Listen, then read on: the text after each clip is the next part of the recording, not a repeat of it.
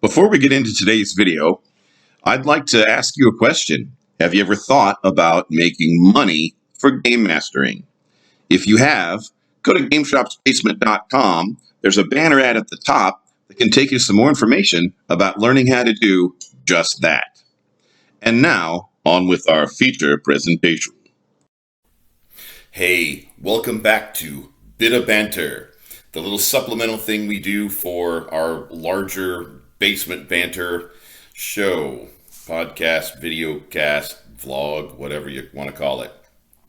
So, yesterday we had kind of a table tip on how to improve combat. We've got some stuff coming up that people have requested. People have requested the birds to appear more since you've been hearing them anyway. Today I am broadcasting I'm borrowing my son Ian's room. And here we have, for those of you who are fans of Critical Role, we have a map of Wildemount, one of the detailed continents of the world of Exandria. And right now on Wednesday afternoons, we have a public table that is doing Exandria. And oh my, I had plenty of sunshine a moment ago, and now it's getting all shadowy. Turn on a light. I'll be right back.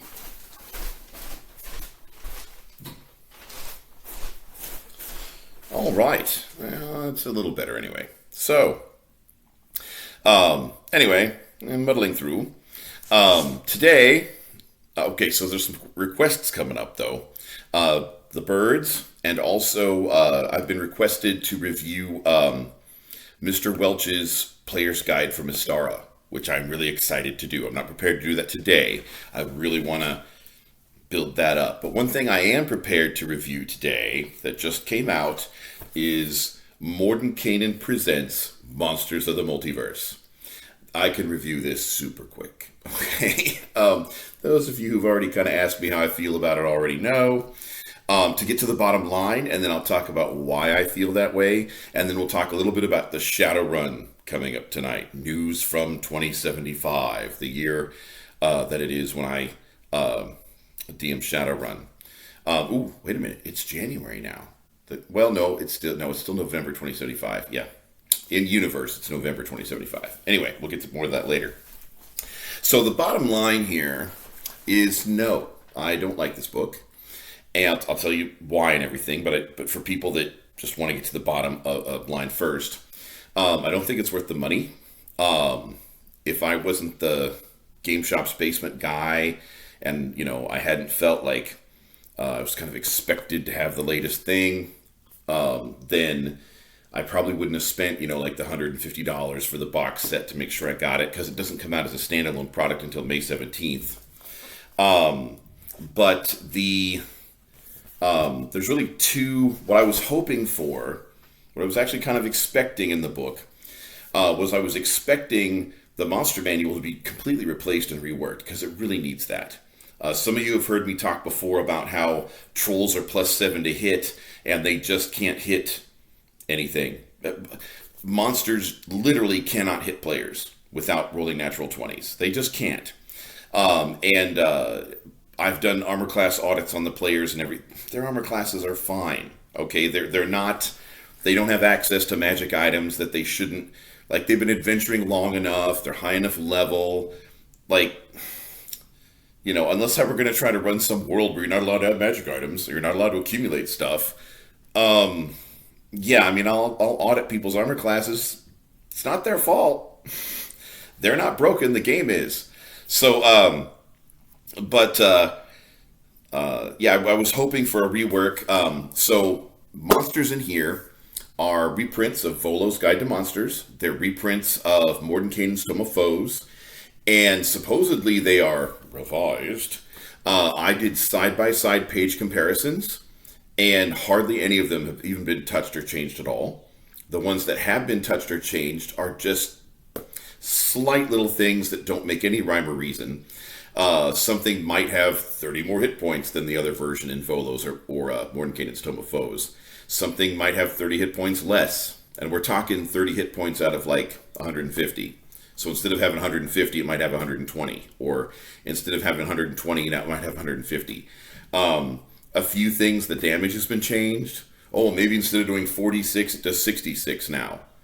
But there doesn't seem to be any game developer logic or design or reason to anything that's changed, and very, very few things changed. Most things are completely unchanged.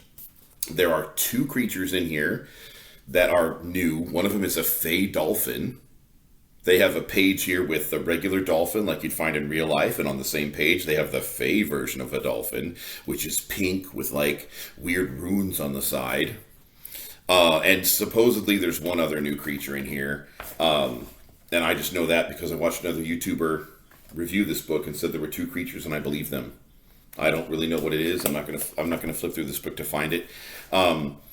Before the book came out, there were all sorts of like leaks that people were YouTubing about, and they were talking about the first part of the book, where there were some changes made to player character species stats, and there might be a few slight ones. That's really just going to come down to, are you a fan of playing that player character species, and do you feel like you got unfairly nerfed? I mean, really, like, so things that this book might be good for, not to be totally negative or anything. It does have like almost every player character species that has been in 5th edition so far. They don't have Warforged because they're kind of like from Eberron. You get a little more for Eberron flavor, but they almost every player character type for species is here, all in one book, including the ones that we all bought the Wild Beyond the Witchlight for, including the Fairy and the Heron, which is the only reason I bought that book. I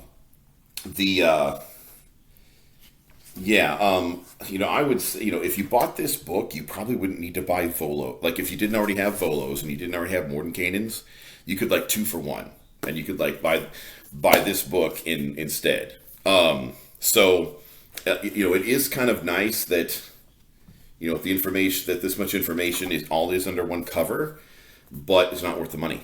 It's just not. Shadowrun, on to more fun things. So that was a review, but it was kind of a negative review. Now, spoiler alert, when I do Mr. Welch's Mystara Player's Guide, it's going to be a positive review. I love that, and I'll explain why and stuff. But for Shadowrun, so we have 2 Shadowrun games right now. They are every other Friday from each other. So one is like every other Friday, and one is like every other Friday. In Shadowrun right now, they're in Toronto, and I am running a campaign book called 30 Nights. And the power grid, the matrix, all that has gone down in Chicago, and people are looking for food and potable water, and it's sort of a survival in the streets thing. And there's more plot devices and plot twists coming. But so Shadowrun, Toronto, 30 Nights.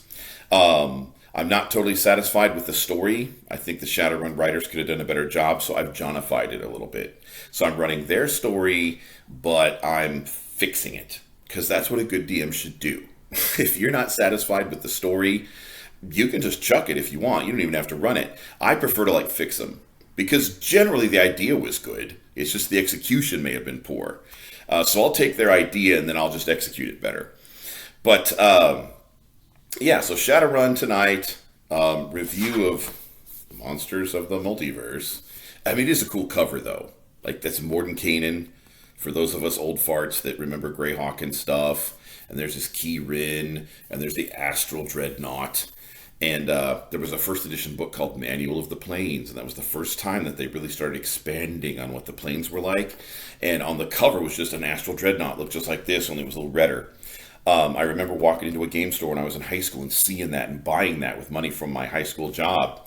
And the thing is, they left the Astral Dreadnought unstat blocked for a long time, like months or years or something. And people were like, what is that? What is that on the book? So the Astral Dreadnought was always kind of mysterious.